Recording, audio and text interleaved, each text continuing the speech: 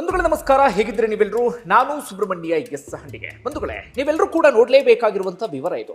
ನಮ್ಮ ವ್ಯವಸ್ಥೆ ಅದು ಎಷ್ಟರ ಮಟ್ಟಿಗೆ ಹದಗೆಟ್ಟು ಹೋಗಿದೆ, ಎಂತಹ ದರಿದ್ರ ವ್ಯವಸ್ಥೆಯಲ್ಲಿ ನಾವೆಲ್ಲರೂ ಕೂಡ ವಾಸ ಮಾಡ್ತಿದ್ದೀವಿ ಅನ್ನೋದರ ಸ್ಪಷ್ಟ ಅರಿವು ನಿಮಗೆ ಬರೋದಕ್ಕೆ ಶುರು ಆಗ್ಬಿಡುತ್ತೆ. ನಮ್ಮ ಸಾಕಷ್ಟು ಮಂದಿ ಅಧಿಕಾರಕ್ಕೆ ಬರೋಕೆ ಮುನ್ನ ದೊಡ್ಡದಾಗಿ ಭಾಷಣ ಬಿಗಿತಾರೆ, ನಾವು ಹಂಗೆ ಮಾಡ್ಬಿಡ್ತೀವಿ ಹಿಂಗೆ ಮಾಡ್ಬಿಡ್ತೀವಿ ಅಂತ. ಆದರೆ ಅವರು ಅಧಿಕಾರಕ್ಕೆ ಬರ್ತಾ ಇದ್ದ ಹಾಗೆ ವ್ಯವಸ್ಥೆಯ ಜೊತೆಗೆ ಅವರು ಕೂಡ ರಾಜ್ಯ ಆಗ್ಬಿಡ್ತಾರೆ ಅಂತ ಅನ್ಸುತ್ತೆ. ಆ ಕಾರಣಕ್ಕಾಗಿ ಇಲ್ಲಿ ಯಾರೇ ಅಧಿಕಾರಕ್ಕೆ ಬರಲಿ, ಯಾರೇ ಆಡಳಿತಕ್ಕೆ ಬರಲಿ, ನಾವಿವತ್ತು ಭರವಸೆಯನ್ನು ಇಟ್ಕೊಳ್ಳೋಕೆ ಸಾಧ್ಯ ಆಗೋದಿಲ್ಲ ಅಥವಾ ಅವ್ರ ಮೇಲೆ ವಿಶ್ವಾಸವನ್ನು ಇಡೋದಕ್ಕೆ ಸಾಧ್ಯ ಆಗದಂಥ ಪರಿಸ್ಥಿತಿ ನಿರ್ಮಾಣ ಆಗಿ ಹೋಗಿಬಿಟ್ಟಿದೆ. ಬಂಧುಗಳೇ, ಆ ವಿವರವನ್ನು ನಿಮ್ಮ ಮುಂದೆ ಇಡ್ತಾ ಹೋಗ್ತೀನಿ. ಅದಕ್ಕೂ ಮುನ್ನ ನಿಮ್ಮ ಬಳಿ ಒಂದು ಮನವಿ. ಸಂಜೀವ್ ಚತುರ್ವೇದಿ ಅಂತ ಓರ್ವ ಅತ್ಯದ್ಭುತವಾದಂಥ ಅಧಿಕಾರಿಯ ಬಗ್ಗೆ ಕೆಲ ದಿನಗಳ ಹಿಂದೆ ಒಂದು ವಿಡಿಯೋವನ್ನು ಮಾಡಿದ್ದೆ. ನಿಮ್ಮಲ್ಲಿ ಒಂದಷ್ಟು ಮಂದಿ ಗಮನಿಸಿದ್ದೀರಿ, ಇನ್ನೊಂದಷ್ಟು ಮಂದಿ ನೋಡಿಲ್ಲ ಅಂತ ಕಾಣುತ್ತೆ. ನೋಡಿಲ್ಲ ಅಂತಾದರೆ ಕಮೆಂಟ್ ಬಾಕ್ಸ್ನಲ್ಲಿ ಹಾಗೆ ಡಿಸ್ಕ್ರಿಪ್ಷನಲ್ಲಿ ಆ ಲಿಂಕನ್ನು ಮೆನ್ಷನ್ ಮಾಡ್ತೀನಿ, ದಯವಿಟ್ಟು ನೋಡಿ. ಅಂಥವ್ರ ಬಗ್ಗೆ ನಾವು ತಿಳ್ಕೊಳ್ಬೇಕು. ಎಂತೆಂಥವ್ರನ್ನ ಹೊತ್ತು ಮೆರೆಸ್ತಾ ಇರ್ತೀವಿ ತಲೆ ಮೇಲೆ, ಅವ್ರು ಹಂಗೆ ಅವ್ರು ಹಿಂಗೆ ಅಂತ ಹೇಳಿ. ಆದರೆ ಅಂಥವ್ರನ್ನೆಲ್ಲ ಹೊತ್ತು ಮೆರೆಸಬೇಕಾಗಿರೋದು ಇಂತಹ ಅಧಿಕಾರಿಗಳನ್ನ. ಇವತ್ತು ಕೂಡ ಅಂಥದ್ದೇ ಒಂದು ವಿವರವನ್ನು ನಿಮ್ಮ ಮುಂದೆ ಇಡ್ತಿರುವ ಕಾರಣಕ್ಕಾಗಿ ಆ ವಿಚಾರವನ್ನ ನಿಮಗೆ ನೆನಪಿಸುವಂತ ಕೆಲಸವನ್ನ ಮಾಡಿದೆ. ಈಗ ನಾನು ಹೇಳಬೇಕಾಗಿರುವಂತ ವಿವರಕ್ಕೆ ಬರ್ತೇನೆ. ಒಂದುಗಳೇ, ಓರ್ವ ದಕ್ಷ ಅಧಿಕಾರಿ, ಆ ಮನುಷ್ಯ ಈ ವ್ಯವಸ್ಥೆಯ ಭ್ರಷ್ಟತೆಯ ವಿರುದ್ಧ ಹೋರಾಡೋದಕ್ಕೆ ಶುರು ಮಾಡ್ಕೊಳ್ತಾರೆ. ಅದರ ಪ್ರತಿಫಲವಾಗಿ ಅವ್ರಿಗೆ ಏನಾಗುತ್ತೆ ಅಂದ್ರೆ, ಒಮ್ಮೆ ಅವ್ರ ಮೇಲೆ ಗುಂಡಿನ ದಾಳಿ ಆಗುತ್ತೆ. 7 ಬಾರಿ ಅಂದ್ರೆ 7 ಸುತ್ತು ಅವರ ಮೇಲೆ ಗುಂಡಿನ ಅಟ್ಯಾಕ್ ಅನ್ನ ಮಾಡಲಾಗುತ್ತೆ. ಅದರಲ್ಲಿ 2 ಗುಂಡು ಅವರ ಮುಖಕ್ಕೆ ತಗುಲುತ್ತೆ. ಆ ಮನುಷ್ಯನ ಮುಖದ ಶೇಪ್ ಚೇಂಜ್ ಆಗುತ್ತೆ. ಒಂದು ಕಣ್ಣು ಸಂಪೂರ್ಣವಾಗಿ ಹೊರಟೋಗ್ಬಿಡುತ್ತೆ. ಒಂದು ಕಿವಿ ಕೇಳದಂತ ಪರಿಸ್ಥಿತಿ ನಿರ್ಮಾಣ ಆಗಿಬಿಡುತ್ತೆ. ದೇಹದ ಬೇರೆ ಬೇರೆ ಭಾಗಕ್ಕೂ ಕೂಡ ಗಾಯ ಆಗುತ್ತೆ. ಸಾವು ಬದುಕಿನ ನಡುವೆ ಹೋರಾಟವನ್ನ ಮಾಡಿ ಕೊನೆಗೂ ಕೂಡ ಸಾವನ್ನ ಗೆದ್ದು ಬಿಡ್ತಾರೆ ಆ ಮನುಷ್ಯ. ಇದು ಒಂದು ವಿಚಾರ. ಅದಾದ ಬಳಿಕ ಆ ವ್ಯಕ್ತಿ ಒಮ್ಮೆ ತಮ್ಮ ಇಲಾಖೆಯ ವಿರುದ್ಧವೇ ಪ್ರತಿಭಟನೆ ಮಾಡಬೇಕಾದಂತ ಅನಿವಾರ್ಯ ಪರಿಸ್ಥಿತಿ ಎದುರಾಗುತ್ತೆ. ಆ ಸಂದರ್ಭದಲ್ಲಿ ಏನ್ ಮಾಡ್ತಾರೆ ಗೊತ್ತಾ? ಆ ಅಧಿಕಾರಿಯನ್ನೇ ಹುಚ್ಚಾಸ್ಪತ್ರೆಗೆ ಸೇರಿಸುವಂತ ಪ್ರಯತ್ನ ಆಗಿಬಿಡುತ್ತೆ. ಈ ಮನುಷ್ಯ ಹುಚ್ಚ, ತಲೆ ಸರಿ ಇಲ್ಲ, ಆ ಕಾರಣಕ್ಕಾಗಿ ಎಲ್ಲವನ್ನೂ ಕೂಡ ಪ್ರಶ್ನೆ ಮಾಡ್ತಿದ್ದಾನೆ ಅಂತ ಹೇಳಿ ಹುಚ್ಚಾಸ್ಪತ್ರೆಗೆ ಎಳ್ಕೊಂಡು ಹೋಗುವಂತ ಕೆಲಸವನ್ನ ಮಾಡ್ತಾರೆ. ಆದ್ರೆ ಇಲ್ಲಿ ಡಾಕ್ಟ್ರು ಆಸ್ಪತ್ರೆಗೆ ಸೇರಿಸ್ಕೊಳ್ಳೋದಕ್ಕೆ ನಿರಾಕರಿಸಿದ ಕಾರಣಕ್ಕಾಗಿ ಅವತ್ತು ಹುಚ್ಚಾಸ್ಪತ್ರೆಗೆ ಸೇರೋದು ತಪ್ಪು ಹೋಗಿಬಿಡುತ್ತೆ. ಈ ರೀತಿಯಾಗಿ ಸಾಕಷ್ಟು ಚರ್ಚೆಲ್ಲವೂ ಕೂಡ ಆಗಿತ್ತು ಈ ಅಧಿಕಾರಿಗೆ ಸಂಬಂಧಪಟ್ಟ ಹಾಗೆ. ಅಂತಿಮವಾಗಿ ಮೊನ್ನೆ ತಾನೇ IAS ಹುದ್ದೆಗೆ ರಾಜೀನಾಮೆಯನ್ನ ಕೊಟ್ಟಿದ್ದಾರೆ. ಈ ವ್ಯವಸ್ಥೆಯ ವಿರುದ್ಧ ಬೆಸತ್ತು ಅವರೊಂದು ಕೊನೆಗಾಗಿ ಒಂದು ಪತ್ರವನ್ನ ಬರೆದಿದ್ದಾರೆ. ಆ ಪತ್ರವನ್ನು ನೋಡ್ತಾ ಇದ್ರೆ ಎಂಥವರಿಗೂ ಕೂಡ ಬೇಸರ ಆಗಿಬಿಡುತ್ತೆ.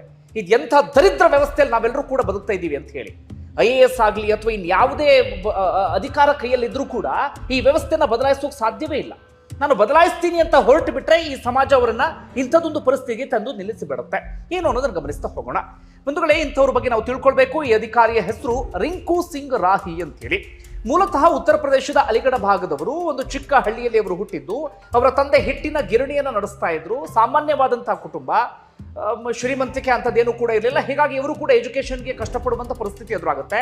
ಆರಂಭಿಕ ದಿನಗಳಲ್ಲಿ ಸರ್ಕಾರಿ ಶಾಲೆಯಲ್ಲೇ ಓದ್ತಾರೆ. ಬಹಳ ಟ್ಯಾಲೆಂಟ್ ಇದ್ದಂಥ ವಿದ್ಯಾರ್ಥಿ ಆದಂಥ ಕಾರಣಕ್ಕಾಗಿ ಸ್ಕಾಲರ್ಶಿಪ್ ಸಿಗುತ್ತೆ. ಆ ಸ್ಕಾಲರ್ಶಿಪ್ ಆಧಾರದ ಮೇಲೆ BTech ಅನ್ನ ಕಂಪ್ಲೀಟ್ ಮಾಡ್ತಾರೆ. ಅದಾದ ನಂತರ ಸಾಕಷ್ಟು ಖಾಸಗಿ ಕಂಪನಿಗಳಲ್ಲಿ ಇವರಿಗೆ ಕೆಲಸದ ಆಫರ್ ಕೂಡ ಸಿಕ್ಕಿತ್ತು. ಅಂದ್ರೆ ತುಂಬಾ ಚುರುಕು ಬುದ್ಧಿ, ಹಾಗೆ ಒಳ್ಳೆ ಮಾರ್ಕ್ಸ್ ಇದ್ದಂಥ ಕಾರಣಕ್ಕಾಗಿ. ಆದ್ರೆ ಈ ಅಧಿಕಾರಿಗೆ ಅನ್ಸುತ್ತೆ, ಇಲ್ಲ ನಾನು ಸಮಾಜಕ್ಕೆ ಏನಾದ್ರೂ ಮಾಡಬೇಕು, ನನ್ನ ಕೈಗೊಂದು ಅಧಿಕಾರ ಸಿಗಬೇಕು, ಆ ಅಧಿಕಾರ ಸಿಕ್ಕಿ ಜನರ ಉಪಯೋಗಕ್ಕೆ ನಾನು ಏನಾದ್ರೂ ಮಾಡಬೇಕು ಅಂತ ಅವ್ರು ಅಂದ್ಕೊಳ್ತಾರೆ. ನಮ್ಮಲ್ಲಿ ಹೇಗೆ KPSC ಇದೆಯೋ ಅದೇ ರೀತಿಯಾಗಿ ಈ ಉತ್ತರ ಪ್ರದೇಶದಲ್ಲಿ ಅಪ್ಪರ್ ಸಬಾರ್ಡಿನೇಟ್ ಸರ್ವಿಸಸ್ ಎಕ್ಸಾಮಿನೇಷನ್ ಅಂತ ಒಂದು ಪರೀಕ್ಷೆ ಇದೆ. ಆ ಪರೀಕ್ಷೆಯನ್ನು ಬರೀತಾರೆ. 2004ರಲ್ಲಿ ಅದನ್ನು ಕ್ಲಿಯರ್ ಮಾಡ್ತಾರೆ. ಆಗ ಅವರ ವಯಸ್ಸು 25ರಿಂದ 26ರ ಆಸುಪಾಸು ಅಷ್ಟೇ. ಏನಾದರೂ ಮಾಡಬೇಕು ಈ ಸಮಾಜಕ್ಕೆ ಎನ್ನುವಂಥ ಹುಮ್ಮಸ್ಸು, ಉತ್ಸಾಹ ಎಲ್ಲವೂ ಕೂಡ ವಿಪರೀತ ಇರುತ್ತೆ. ಮೊದಲಿಗೆ ಇವರನ್ನ ಎಲ್ಲಿಗೆ ಹಾಕ್ತಾರೆ ಅಂದ್ರೆ, ಈ ಡಿಸ್ಟ್ರಿಕ್ಟ್ ಸೋಷಿಯಲ್ ವೆಲ್ಫೇರ್ ಆಫೀಸರ್ ಆಗಿ, ಅಂದ್ರೆ ಸಮಾಜ ಕಲ್ಯಾಣ ಇಲಾಖೆ ಇದೆಯಲ್ಲ, ಅಲ್ಲಿಗೆ ಇವರನ್ನ ನೇಮಕವನ್ನ ಮಾಡಲಾಗುತ್ತೆ. ಆರಂಭದಲ್ಲಿ ಒಂದು ಸೋಷಿಯಲ್ ಡೆವಲಪ್ಮೆಂಟ್ ಕೆಲಸ ಎಲ್ಲವನ್ನು ಕೂಡ ಮಾಡೋದಕ್ಕೆ ಶುರು ಮಾಡ್ಕೊಳ್ತಾರೆ. ಜನರ ವಿಶ್ವಾಸವನ್ನು ಕೂಡ ಗಳಿಸ್ತಾ ಹೋಗ್ತಾರೆ. ಪ್ರಮುಖವಾಗಿ ಯಾರು ಈ ಸಮಾಜದಲ್ಲಿ ಬಡವರಿದ್ದಾರೋ, ಯಾರು ತಮಗೆ ಬಹಳ ಕಷ್ಟ ಎನ್ನುವ ರೀತಿಯಲ್ಲಿದ್ದಾರೋ ಅವ್ರ ಕಡೆಗೆ ವಿಪರೀತವಾದಂಥ ಗಮನವನ್ನು ಕೊಡ್ತಿರ್ತಾರೆ. ಹೀಗಿದ್ದಾಗಲೇ ಈ ಅಧಿಕಾರಿಯ ಗಮನಕ್ಕೆ ಒಂದು ವಿಚಾರ ಬಂದುಬಿಡುತ್ತೆ. ನಮ್ಮ ಇಲಾಖೆಯಲ್ಲಿ ದೊಡ್ಡ ಮಟ್ಟಿಗಿನ ಭ್ರಷ್ಟಾಚಾರ ನಡೀತಾ ಇದೆ ಅಂತ ಹೇಳಿ. ಏನಾಗ್ತಿರುತ್ತೆ ಅಂದ್ರೆ, ಪ್ರತಿ ವರ್ಷವೂ ಕೂಡ ಕೋಟಿ ಹಣ ಬಿಡುಗಡೆ ಆಗ್ತಿರುತ್ತೆ. ಆ ಹಣ ಯಾರಿಗೆ ಹೋಗಬೇಕಾಗಿರುತ್ತೆ ಅಂದ್ರೆ, ಯಾರು ಈ ಸಮಾಜದಲ್ಲಿ ಹಿಂದುಳಿದಿದ್ದಾರೋ ಅಂತಹ ವಿದ್ಯಾರ್ಥಿಗಳಿಗೆ ಸ್ಕಾಲರ್ಶಿಪ್ಗೋಸ್ಕರ, ಅಥವಾ ಅಂಥ ವಿದ್ಯಾರ್ಥಿಗಳಿಗೆ ಬೇರೆ ಬೇರೆ ಫೆಸಿಲಿಟಿಯನ್ನು ಕೊಡುವಂಥ ಉದ್ದೇಶದಿಂದ, ಅಥವಾ ಇನ್ಯಾರಿಗೋ ಮನೆ ನಿರ್ಮಾಣಕ್ಕೋ ಅಥವಾ ಮಗದೊಂದಕ್ಕೋ ಅಥವಾ ಸಾಲದ ರೂಪದಲ್ಲೋ ಈ ರೀತಿಯಾಗಿ ಜನಕ್ಕೆ ಸೇರಬೇಕಾದಂಥ ಹಣ ಅದು.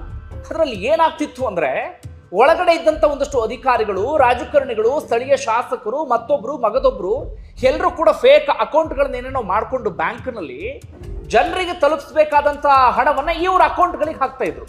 ಜನರ ಅಕೌಂಟಿಗೆ ಹಾಕ್ತೀವಿ ಅಂತ ಹೇಳೋದು ಅಕೌಂಟಿಗೆ ಹಾಕ್ತಾ ಇರಲಿಲ್ಲ, ಬದಲಾಗಿ ಇವರು ಅಕೌಂಟ್ಗಳಿಗೆ ಹಾಕೊಳ್ತಾ ಇದ್ರು. ಇನ್ನು ಜನರಿಗೆ 10 ರೂಪಾಯಿ ಸೇರ್ಬೇಕಾದ್ರೆ ಅಲ್ಲೊಂದು 1 ರೂಪಾಯಿ ಕೊಟ್ಟು ಜನರನ್ನು ಮಂಗ ಮಾಡಿ ಬೇಕಾದ ರೀತಿಯಲ್ಲಿ ಹಣವನ್ನ ಲೂಟಿ ಹೊಡಿತಾ ಇದ್ರು. ಇಲ್ಲಿವರೆಗೆ ಯಾರು ಕೂಡ ಕೇಳ್ತಾ ಇರಲಿಲ್ಲ, ಎಲ್ಲರೂ ಕೂಡ ರಾಜಿಯಾಗಿ ನಾವು ತಿಂತೀವಿ ನೀವು ತಿಂತೀವಿ ಅನ್ನೋ ರೀತಿಯಲ್ಲಿ ಮಾಡ್ಕೊಂಡು ಹೋಗ್ತಾ ಇದ್ರು. ಯಾವಾಗ ರಿಂಕು ಸಿಂಗ್ ರಾಹಿ ಅಲ್ಲಿಗೆ ಬರ್ತಾರೋ ಅವರಿಗೆ ಅದನ್ನ ತಡೆಯೋದಕ್ಕೆ ಸಾಧ್ಯ ಆಗೋದಿಲ್ಲ. ಆ ಹಗರಣವನ್ನ ಎಕ್ಸ್ಪೋಸ್ ಮಾಡುವಂತ ಪ್ರಯತ್ನವನ್ನ ಪಡ್ತಾರೆ. ಆಗ ಗೊತ್ತಾದಂತ ವಿಚಾರ ಅಂದ್ರೆ ಅದು 83ರಿಂದ 100 ಕೋಟಿಯ ಹಗರಣ ಎನ್ನುವಂತ ಸಂಗತಿ ಗೊತ್ತಾಗಬಿಡುತ್ತೆ. ಅದರ ವಿರುದ್ಧವಾಗಿ ದೊಡ್ಡ ಮಟ್ಟಿಗೆ ಇವರು ಹೋರಾಟವನ್ನ ಆರಂಭಿಸಿ ಬಿಡ್ತಾರೆ. ತಮ್ಮ ಸೀನಿಯರ್ಸಿಗೆ ಕಂಪ್ಲೇಂಟ್ ಮಾಡ್ತಾರೆ, ಆ ಭಾಗದ ಡಿಸಿಗೆ ಕಂಪ್ಲೇಂಟ್ ಮಾಡ್ತಾರೆ. ಯಾವುದೇ ಪ್ರಯೋಜನ ಆಗೋದಿಲ್ಲ. ಎಲ್ಲರೂ ಕೂಡ ಮೌನವನ್ನ ವಹಿಸಿ ಬಿಡ್ತಾರೆ. ಯಾವ ಮಾಹಿತಿಯೂ ಕೂಡ ಸಿಗ್ತಾ ಇಲ್ಲ. ಯಾರಿಗೆ ಇದರ ಬಗ್ಗೆ ಮಾಹಿತಿಯನ್ನು ಕೊಟ್ಟರು ಕೂಡ ನಾವು ಕ್ರಮ ತೆಗೆದುಕೊಳ್ತೀವಿ, ಮತ್ತೊಂದು ಮಗದೊಂದು ಅಂತಾರೆ ಸುಮ್ಮನೆ ಆಗ್ತಾ ಇದ್ರು. ಇವರು ಬಹಳ ಒತ್ತಾಯವನ್ನ ಮಾಡಿದ ಸಂದರ್ಭದಲ್ಲಿ ತನಿಖೆಗೆ ಅಂತ ಒಂದಷ್ಟು ಈ ಇಲಾಖೆ ಒಳಗಡೆ ಒಂದು ಸಮಿತಿ ರಚನೆ ಮಾಡಲಾಗುತ್ತಲ್ಲ, ಅಂಥದನ್ನ ಮಾಡಿ ಕೈ ತೊಳ್ಕೊಂಡು ಬಿಡ್ತಾ ಇದ್ರು. ಆದ್ರೆ ಹಗರಣವನ್ನ ಬಯಲಿಗೆ ಎಳೆಯೋದಕ್ಕೆ ಸಾಧ್ಯವೇ ಆಗ್ತಾ ಇರಲಿಲ್ಲ. ಕೊನೆಯದಾಗಿ ಏನ್ ಮಾಡ್ತಾರೆ ಅಂದ್ರೆ ಇವರು ತಮ್ಮ ಇಲಾಖೆಯ ಮಾಹಿತಿಯನ್ನು ಇವರಿಗೆ ಪಡೆದುಕೊಳ್ಳೋಕೆ ಸಾಧ್ಯ ಆಗದಂತ ಸಂದರ್ಭದಲ್ಲಿ ಈ RTI ಅಸ್ತ್ರ ಇದೆಯಲ್ಲ ಅದನ್ನ ಬಳಸಿಕೊಳ್ಳುವಂತ ಪ್ರಯತ್ನವನ್ನ ಪಡ್ತಾರೆ. RTI ಮೂಲಕ ಮಾಹಿತಿ ಬೇಕು ಅಂತ ಹೇಳಿ. ಆದ್ರೆ 6 ತಿಂಗಳಾದ್ರೂ ಮಾಹಿತಿ ಇಲ್ಲ, 1 ವರ್ಷ ಆದ್ರೂ ಮಾಹಿತಿ ಇಲ್ಲ, 2 ವರ್ಷ ಆದ್ರೂ ಮಾಹಿತಿ ಇಲ್ಲ. ನಾನಾ ರೀತಿಯಾದಂಥ ಸಬೂಬನ್ನ ಹೇಳ್ಕೊಂಡು ತಳ್ತಾ ಇದ್ದ ಅದನ್ನ ಹಂಗೆ ಮುಂದೋಗ್ತಾ ಇದ್ದಾರೆ. ಆದ್ರೆ ರಿಂಕು ಸಿಂಗ್ ರಾಹಿ ಮಾತ್ರ ಬಿಡ್ಲಿಲ್ಲ. ಅದರ ಹಿಂದೆ ಗಟ್ಟಿಯಾಗಿ ಬೀಳೋದಿಕ್ಕೆ ಶುರು ಮಾಡ್ಕೊಂಡ್ಬಿಟ್ರು. ಇಲ್ಲ, ಇದನ್ನ ಎಕ್ಸ್ಪೋಸ್ ಮಾಡ್ತೀನಿ, ಎಲ್ಲರ ಮುಖವಾಡವನ್ನ ಬಯಲಿಗೆಳೆದು ಬಿಡ್ತೀನಿ ಅಂತ ಹೇಳಿ. ಆಗ ಅಲ್ಲಿದ್ದಂಥವ್ರಿಗೆಲ್ಲರಿಗೂ ಕೂಡ ಆತಂಕ ಶುರುವಾಗುತ್ತೆ. ಕಾರಣ ಏನಪ್ಪಾ ಅಂದ್ರೆ ನಾನು ಆಗ್ಲೇ ಹೇಳಿದ ಹಾಗೆ ಒಬ್ರಿಬ್ರು ಇದರಲ್ಲಿ ಇನ್ವಾಲ್ವ್ ಆಗಿರ್ಲಿಲ್ಲ, ಇಡೀ ವ್ಯವಸ್ಥೆಯೇ ಇದರಲ್ಲಿ ಇನ್ವಾಲ್ವ್ ಆಗಿತ್ತು. ಹೀಗಾಗಿ ಏನ್ ಮಾಡ್ತಾರೆ ಅಂದ್ರೆ 2009ರ ಸಂದರ್ಭದಲ್ಲಿ ಇವರು ಬ್ಯಾಡ್ಮಿಂಟನ್ ಅನ್ನ ಆಡುವಂತ ಸಂದರ್ಭದಲ್ಲಿ ಇದ್ದಕ್ಕಿದ್ದ ಹಾಗೆ 4 ಜನ ಅಟ್ಯಾಕರ್ಸ್ ಬಂದುಬಿಟ್ಟು ಇವ್ರ ಮೇಲೆ ಗುಂಡಿನ ದಾಳಿಯನ್ನ ಮಾಡಿಬಿಡ್ತಾರೆ. 7 ಸುತ್ತಿನ ಗುಂಡಿನ ದಾಳಿ. ನಾನು ಆಗ್ಲೇ ಹೇಳಿದ ಹಾಗೆ ಮುಖಕ್ಕೆ ಡ್ಯಾಮೇಜ್ ಆಗುತ್ತೆ, ಕಣ್ಣು ಹೋಗುತ್ತೆ, ಕಿವಿ ಹೋಗುತ್ತೆ, ದೇಹದ ಬೇರೆ ಬೇರೆ ಭಾಗಗಳು ಗಾಯ ಆಗುತ್ತೆ. ತಕ್ಷಣ ಇವರನ್ನ ಆಸ್ಪತ್ರೆಗೂ ಕೂಡ ದಾಖಲಿಸಲಾಗುತ್ತೆ. ಆಸ್ಪತ್ರೆ ಖರ್ಚು ಮಾಡೋದಕ್ಕೂ ಕೂಡ ಇವ್ರ ಬಳಿ ಹಣ ಇರಲಿಲ್ಲ. ಯಾಕಂದ್ರೆ ಸಂಬಳ ಬಿಟ್ರೆ ಬೇರೆ 1 ರೂಪಾಯಿ ಕೂಡ ನೋಡ್ತಾ ಇರಲಿಲ್ಲ.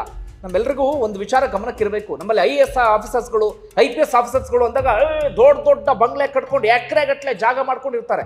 ನಮ್ಮಲ್ಲಿ ತುಂಬಾ ಜನರಿಗೆ ಅನಿಸ್ತಿರುತ್ತೆ ಭರ್ಜರಿ ಸ್ಯಾಲ್ರಿ ಇರಬೇಕೇನೋ ಅವರಿಗೆ ಅಂತ ಹೇಳಿ. ಭಯಂಕರ ಸಂಬಳ ಅಂಥದ್ದೇನು ಕೂಡ ಇರೋದಿಲ್ಲ, ನಾರ್ಮಲ್ ಸಂಬಳನೇ ಇರುತ್ತೆ. ಆದ್ರೆ ಅವೆಲ್ಲವೂ ಹೆಂಗೆ ಬರುತ್ತೆ ಅಂದ್ರೆ ಬೇರೆ ಬೇರೆ ಮೂಲಗಳಿಂದ ಬಂದಂತ ಆದಾಯ. ಈ ವ್ಯಕ್ತಿ ಪಾಪ ಸಂಬಳ ಬಿಟ್ಟರೆ ಬೇರೆ ಏನೂ ಕೂಡ ಇರಲಿಲ್ಲ. ತಂದೆ ಹಿಟ್ಟಿನ ಗಿರಣಿ ನಡೆಸ್ತಾ ಇದ್ದು. ಇವರೇ ಆಸ್ಪತ್ರೆಗೆ ಸೇರಿದಂಥ ಸಂದರ್ಭದಲ್ಲಿ ಆಸ್ಪತ್ರೆಗೆ ಖರ್ಚು ಇದು ಮಾಡ್ಬೇಕಿತ್ತಲ್ಲ, ಸರ್ಕಾರ ಭರಿಸಬೇಕಾಗಿತ್ತು. ಆಗಲೂ ಕೂಡ ಇವ್ರನ್ನ ಚೆನ್ನಾಗಿ ಆಟ ಆಡಿಸ್ಬಿಟ್ರು. ಎಲ್ರಿಗೂ ಕೂಡ ಹೇಗೆ ಅಂದ್ರೆ ಈ ಮನುಷ್ಯ ಸತ್ರೆ ಸಾಯಿಲಿ ಎನ್ನುವಂತ ರೀತಿಯಲ್ಲಿ. ಆನಂತರ ಗೊತ್ತಾದಂಥ ವಿಚಾರ ಅಂದ್ರೆ ಅಟ್ಯಾಕರ್ಸ್ ಅಲ್ಲಿ ಒಬ್ಬ SP ಲೀಡರ್ ಕೂಡ ಆಗಿರ್ತಾನೆ, ಸಮಾಜವಾದಿ ಪಾರ್ಟಿಯ ಲೀಡರ್ ಕೂಡ ಆಗಿರ್ತಾನೆ. ಅಂತಿಮವಾಗಿ ಅವರೆಲ್ಲರಲ್ಲಿ ಒಂದಷ್ಟು ಮಂದಿಗೆ ಶಿಕ್ಷೆ ಆಗುತ್ತೆ, ಇನ್ನೊಂದಷ್ಟು ಮಂದಿ ಸರಿಯಾದ ರೀತಿಯಲ್ಲಿ ಸಾಕ್ಷ್ಯಾಧಾರಗಳ ಕೊರತೆ ಅನ್ನೋ ಕಾರಣಕ್ಕೆ ಹೊರಗಡೆ ಬಂದುಬಿಡ್ತಾರೆ. ಒಟ್ಟಾರೆ ಇವರು ಕೂಡ ಆಸ್ಪತ್ರೆಗೆ ದಾಖಲಾಗ್ತಾರೆ. ಒಂದಷ್ಟು ದಿನಗಳ ಕಾಲ ಚಿಕಿತ್ಸೆಯನ್ನು ಪಡೆದು ಆಸ್ಪತ್ರೆಯಿಂದ ಹೊರಗಡೆ ಬರ್ತಾರೆ. ಅಲ್ಲಿಗೆ ಸುಮ್ಮನೆ ಆಗ್ತಾರ? ಇಲ್ಲ, ಈ ಮನುಷ್ಯ ಮತ್ತೊಮ್ಮೆ ಅದರ ಹಿಂದೆ ಬೀಳೋದಕ್ಕೆ ಶುರು ಮಾಡ್ಕೊಂಡು ಬಿಡ್ತಾರೆ. ನನಗೆ ಮಾಹಿತಿ ಬೇಕೇ ಬೇಕು, ಆ 100 ಕೋಟಿ ಹಗರಣ ಹೊರಗಡೆ ಬರಲೇಬೇಕು ಅಂತ. ಯಾರ್ಯಾರಿಗೆ ದೂರು ಕೊಡೋದಕ್ಕೆ ಸಾಧ್ಯವೋ ಎಲ್ರಿಗೂ ಕೂಡ ದೂರು ಕೊಡ್ತಾರೆ. ಆದ್ರೆ ಎಲ್ಲರದ್ದು ಕೂಡ ಮೌನ. ಯಾರು ಕೂಡ ವಿಚಾರಕ್ಕೆ ಸಂಬಂಧಪಟ್ಟ ಹಾಗೆ ಪ್ರತಿಕ್ರಿಯೆ ಕೊಡೋದಿಲ್ಲ. ಆ ಸಂದರ್ಭದಲ್ಲಿ ಅರವಿಂದ್ ಕೇಜ್ರಿವಾಲ್ ಮಾತ್ರ ಇವರ ಪರವಾಗಿ ಸ್ವಲ್ಪ ಮಟ್ಟಿಗೆ ಧ್ವನಿಯನ್ನ ಎತ್ತದಂತವ್ರು ಅಥವಾ ಇವರ ಜೊತೆಗೆ ನಿಂತ್ಕೊಂಡಂತವ್ರು. ಕೊನೆಗೆ ಇವರು ಏನು ಮಾಡ್ತಾರೆ ಅಂದ್ರೆ ರಿಂಕು ಸಿಂಗ್ ರಾಹಿ ಈ ವಿಚಾರ ಹೊರ ಜಗತ್ತಿಗಾದ್ರೂ ಗೊತ್ತಾಗಬೇಕಲ್ಲ, ಮಾಧ್ಯಮಗಳ ಮೂಲಕವಾದ್ರೂ ಜನರಿಗೆ ಗೊತ್ತಾಗಬೇಕಲ್ಲ. ಏನ್ ಮಾಡ್ತಾರೆ ಇವರು, ಲಕ್ನೋದಲ್ಲಿ ಒಂದು ಕಡೆಯಲ್ಲಿ ಉಪವಾಸ ಸತ್ಯಾಗ್ರಹಕ್ಕೆ ಕೂತು ಬಿಡ್ತಾರೆ. ನನಗೆ ಅದಕ್ಕೆ ಸಂಬಂಧಪಟ್ಟ ಹಾಗೆ ಮಾಹಿತಿ ಬೇಕು, 100 ಕೋಟಿ ಹಗರಣಕ್ಕೆ ಸಂಬಂಧಪಟ್ಟ ಹಾಗೆ ಅದೊಂದು ತಾರ್ಕಿಕ ಅಂತ್ಯವನ್ನ ಕಾಣಬೇಕು ಎನ್ನುವಂತ ರೀತಿಯಲ್ಲಿ. ಆಗ ಏನ್ ಮಾಡ್ಬಿಡ್ತಾರೆ ಗೊತ್ತಾ, 2ನೇ ದಿನ ರಾತ್ರಿ ಇವರೊಬ್ಬರೇ ಉಪವಾಸ ಸತ್ಯಾಗ್ರಹವನ್ನ ಕುಳಿತಂತ ಸಂದರ್ಭದಲ್ಲಿ ರಾತ್ರೋರಾತ್ರಿ ಪೊಲೀಸರು ಬರ್ತಾರೆ. ಓರ್ವ ಅಧಿಕಾರಿ ಅನ್ನೋದನ್ನು ಕೂಡ ನೋಡದೆ ಆ ಮನುಷ್ಯನನ್ನ ಸೀದಾ ಎತ್ಕೊಂಡು ಹೋಗಿ ಒಂದು ಆಸ್ಪತ್ರೆಗೆ ದಾಖಲು ಮಾಡಿಬಿಡ್ತಾರೆ. ಎಲ್ಲಿಗೆ ಅಂದ್ರೆ ಹುಚ್ಚಾಸ್ಪತ್ರೆ ಕರ್ಕೊಂಡು ಹೋಗಿಬಿಡ್ತಾರೆ. ಏನಂತ, ಈ ಮನುಷ್ಯನ ಮೆಂಟಲ್ ಸ್ಟೇಟಸ್ ಸರಿ ಇಲ್ಲ, ಮೆಂಟಲಿ ಮನುಷ್ಯ ವೀಕ್ ಆಗಿಬಿಟ್ಟಿದ್ದಾರೆ, ಹುಚ್ಚು ಹಿಡಿದು ಬಿಟ್ಟಿದೆ. ಆ ಕಾರಣಕ್ಕಾಗಿ ಓರ್ವ ಅಧಿಕಾರಿಯಾಗಿಯೂ ಕೂಡ ಈ ರೀತಿಯಾಗಿ ಪ್ರತಿಭಟನೆ ಮಾಡ್ತಿದ್ದಾರೆ, ಉಪವಾಸ ಸತ್ಯಾಗ್ರಹವನ್ನ ಮಾಡ್ತಿದ್ದಾರೆ. ಇವನ್ನ ಹುಚ್ಚಾಸ್ಪತ್ರೆ ದಾಖಲಿಸಬೇಕು ಅಂತ ಹೇಳಿ ಹೋಗಿ ದಾಖಲು ಮಾಡಿಬಿಡ್ತಾರೆ. ಆದ್ರೆ ಅಲ್ಲಿದ್ದಂತ ಡಾಕ್ಟರ್ ಒಂದು ಸರ್ಟಿಫಿಕೇಟ್ ಕೊಡ್ತಾರೆ, ಇಲ್ಲ ಇಲ್ಲ ಹಂಗೆಲ್ಲ ದಾಖಲಿಸ್ಕೊಳಕ್ ಸಾಧ್ಯ ಆಗೋದಿಲ್ಲ. ಅದರಲ್ಲೂ ಕೂಡ ಇವರು ಓರ್ವ ಆಫೀಸರ್ ಇದ್ದಾರೆ, ಇವರು ಮೆಂಟಲಿ ತುಂಬಾನೇ ಫಿಟ್ ಆಗಿದ್ದಾರೆ, ನಾವು ದಾಖಲಿಸ್ಕೊಳಕ್ ಆಗಲ್ಲ ಅಂತ ಹೇಳಿ ಅಲ್ಲಿಂದ ಕಳಿಸ್ಬಿಡ್ತಾರೆ. ಇಲ್ಲ ಅಂತ ಇವ್ರನ್ನ ಹುಚ್ಚಾಸ್ಪತ್ರೆಗೆ ದಾಖಲು ಮಾಡಿಬಿಡ್ತಾ ಇದ್ರು.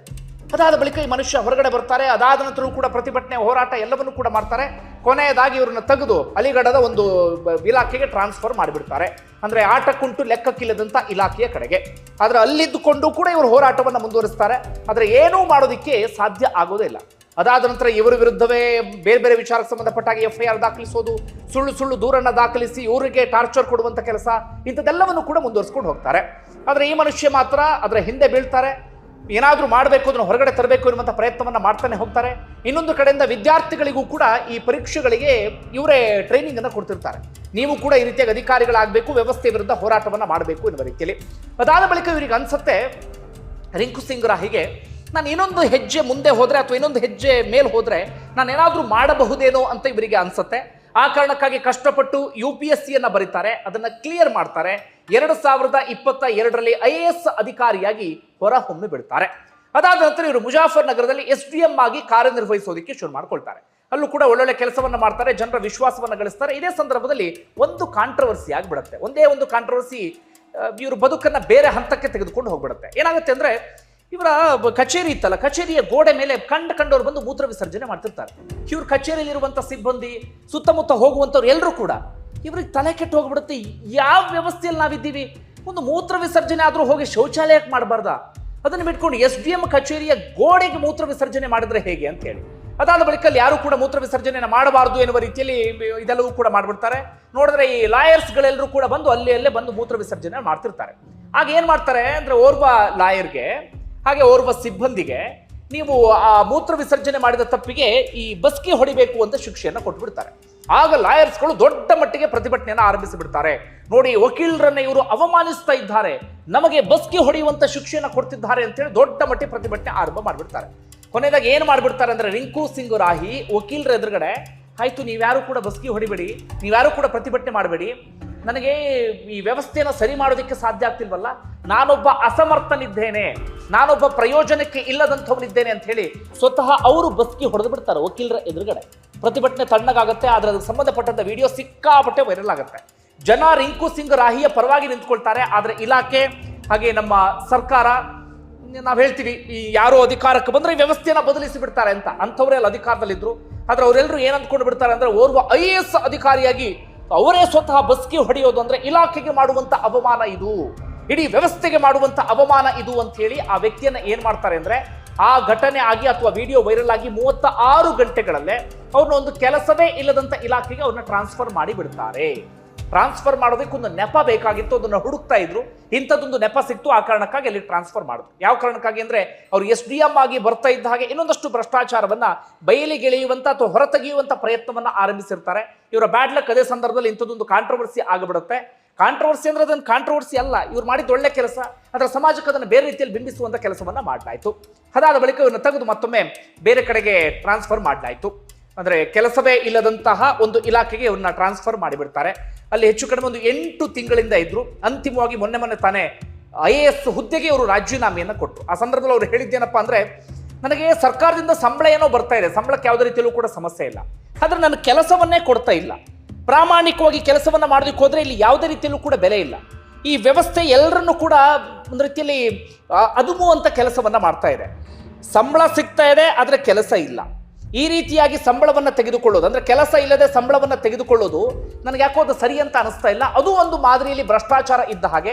ಹೀಗಾಗಿ ನನಗೆ ಈ IAS ಹುದ್ದೆಯೇ ಬೇಡ, ಈ ಹುದ್ದೆಯಿಂದ ನನಗೆ ಯಾವುದೇ ಪ್ರಯೋಜನವೂ ಕೂಡ ಇಲ್ಲ, ನಾನು ಬಹಳ ಕಷ್ಟಪಟ್ಟು ಓದಿದೆ, ಅದಕ್ಕೋಸ್ಕರ ಬಹಳ ಒದ್ದಾಡಿದೆ, ಹೌದು ನಾನು ಕೊನೆಗೆ IAS ಆದೆ, ಆದ್ರೆ IAS ಆಗಿ ಏನು ಪ್ರಯೋಜನ, ನನಗೆ ಏನು ಮಾಡೋದಕ್ಕೆ ಸಾಧ್ಯ ಆಗ್ತಿಲ್ಲ.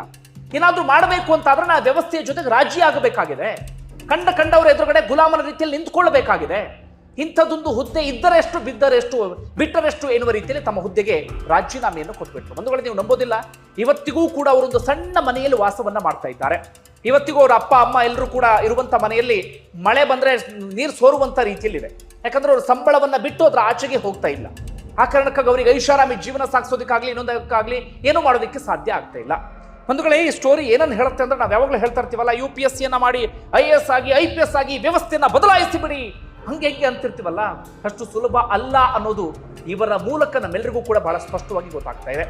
ಒಟ್ಟಾರೆಯಾಗಿ ಇಂಥ ಪ್ರಾಮಾಣಿಕ ಅಧಿಕಾರಿಗಳ ಸಂಖ್ಯೆ ಜಾಸ್ತಿಯಾಗಿ ಏನು ಪ್ರಯೋಜನ, ಈ ವ್ಯವಸ್ಥೆಯನ್ನ ಏನು ಮಾಡಿದ್ರೂ ಸರಿ ಮಾಡದ ಹಂತಕ್ಕೆ ಬಂದುಬಿಟ್ಟಿದೆ. ನೋಡೋಣ ರಿಂಕು ಸಿಂಗ್ ರಾಹಿ ಮುಂದೆ ಏನು ಮಾಡ್ತಾರೆ ಅಂತ. ಮುಂದೆ ಭ್ರಷ್ಟಾಚಾರದ ವಿರುದ್ಧ ಹೋರಾಟ ತೀವ್ರಗೊಳ್ಳುತ್ತೆ ಎನ್ನುವಂತ ಮಾತನ್ನು ಹೇಳ್ತಾ ಇದ್ದಾರೆ.